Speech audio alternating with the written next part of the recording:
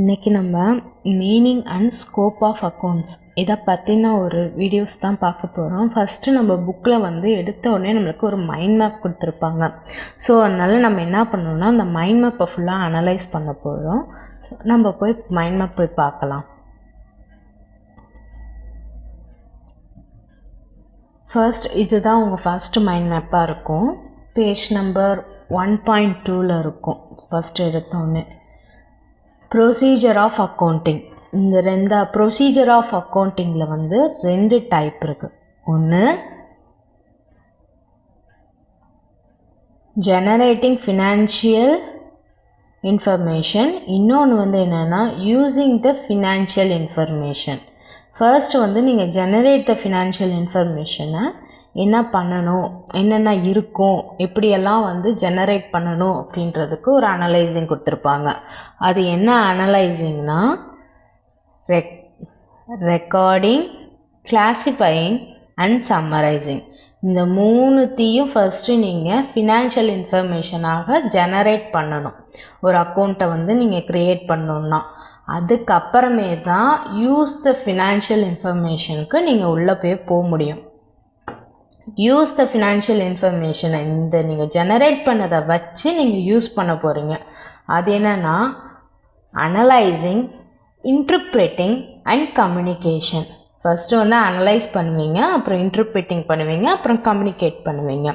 First generate the financial இன்ஃபர்மேஷனில் என்ன பண்ணுவீங்கன்னா ரெக்கார்டிங் பண்ணுவீங்க, அப்புறம் அதை கிளாஸிஃபை பண்ணுவீங்க, அதுக்கப்புறமே அதை சம்மரைஸ் பண்ணுவீங்க. அந்த ரெக்கார்டிங், கிளாஸிஃபையிங், சம்மரைசிங் 3த்தையும் இந்த யூஸிங் த ஃபினான்ஷியல் இன்ஃபர்மேஷனில் நீங்கள் கொடுப்பீங்க. அதை நீங்கள் எப்படி கொடுப்பீங்கன்னா ஃபஸ்ட்டு அதை ஃபுல்லாக அனலைஸ் பண்ணுவீங்க, அப்புறம் இன்டர்ப்ரெட்டிங் பண்ணுவீங்க, அப்புறமே தான் நீங்கள் கம்யூனிகேஷனே பண்ணுவீங்க. இதுதான் ஃபர்ஸ்ட் மைண்ட் மேப்போட ஒரு இன்ட்ரடக்ஷன். சரிங்களா? தென் செகண்டாக ஒரு மைண்ட் மேப் கொடுத்துருக்காங்க. அது என்னன்னா ஐடென்டிஃபிகேஷன் ஆஃப் டிரான்சாக்ஷன்ஸ். ஒரு டிரான்சாக்ஷனை எப்படி ஐடென்டிஃபை பண்ணுறது அப்படின்றது தான் அடுத்தது கொடுத்துருக்காங்க.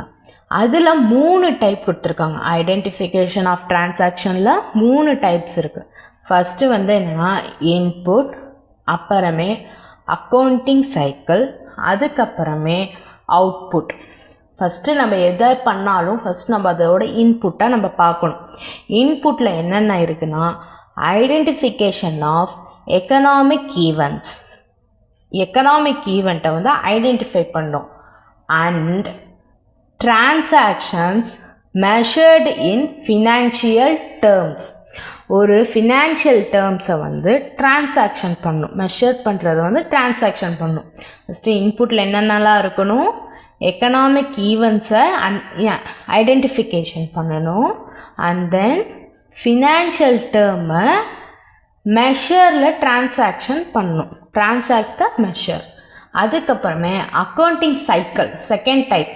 அக்கௌண்டிங் சைக்கிளில் என்னென்னலாம் இருக்குன்னா recording of transactions in the book of original entry. ஒரு ஒரிஜினல் என்ட்ரியை டிரான்சாக்ஷன் புக்கில் ரெக்கார்ட் பண்ணணும். என்ன பண்ணணும், ஃபஸ்ட்டு ஒரிஜினல் என்ட்ரியை டிரான்சாக்ஷன் புக்ஸில் ரெக்கார்ட் பண்ணணும்.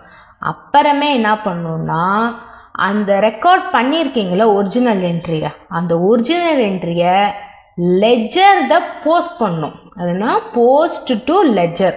அதுக்கப்புறமே அதை நீங்கள் லெஜரில் போஸ்ட் பண்ணணும். அதுக்கப்புறமே என்ன பண்ணணுன்னா அதை ப்ரிப்பரேஷன் ஆஃப் ட்ரையல் பேலன்ஸ். அந்த லெஜரில் போஸ்ட் பண்ணியிருக்கீங்கள அதை உங்களுக்கு கரெக்டாக வந்திருக்கா இல்லையான்றத ட்ரையல் பேலன்ஸில் கரெக்டாக பண்ணணும். ட்ரையல் பேலன்ஸில் டெபிட் அண்ட் கிரெடிட் 2ஓட அமௌண்ட்டும் சேமாக இருக்கணும். அப்படி பண்ணிங்கன்னா நீங்கள் போட்ட லெஜர் கரெக்டுன்னு அர்த்தம். அதை நீங்கள் ப்ரிப்பேர் த ட்ரையல் பேலன்ஸுக்குள்ளே போகணும்.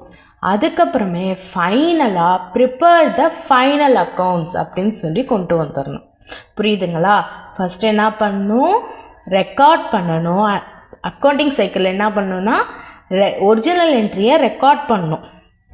அந்த ரெக்கார்ட் பண்ண அக்கௌண்ட்டை லெஜரில் போஸ்ட் பண்ணணும். லெஜரில் போஸ்ட் பண்ண அக்கௌண்ட்டை ட்ரையல் பேலன்ஸில் கரெக்டாக இருக்கான்னு பார்க்கணும்.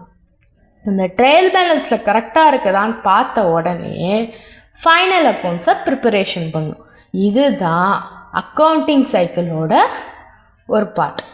அண்ட் தென் நீங்கள் இன்புட் பண்ணிட்டீங்க. நெக்ஸ்ட்டு அதை அக்கௌண்டிங் சைக்கிளில் கரெக்டாக ப்ரொசீஜராக எல்லாத்தையுமே நோட் பண்ணிட்டீங்க. அதை நீங்கள் மற்றவங்களுக்கு புரிகிற மாதிரி அவுட்புட் காட்டணும்ல.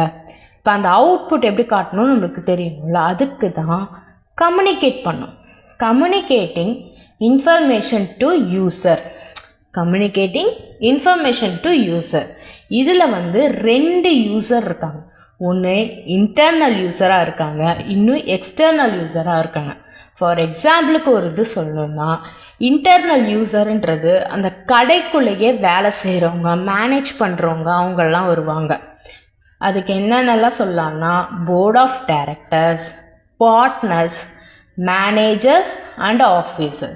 இதெல்லாம் அந்த கடைக்குள்ளே வேலை செய்கிறவங்க, அதுக்கு பேர் தான் இன்டர்னல் யூசர்ஸ். எக்ஸ்டர்னல் யூசர்ஸ்னால் அதில் நம்மலாம் வாங்குவோம், இன்வெஸ்ட் பண்ணுவோம் அந்த பிஸ்னஸ்க்கு. இது மாதிரி பண்ணுறதுக்கு பேர் தான் எக்ஸ்டர்னல் யூசர்ஸ்.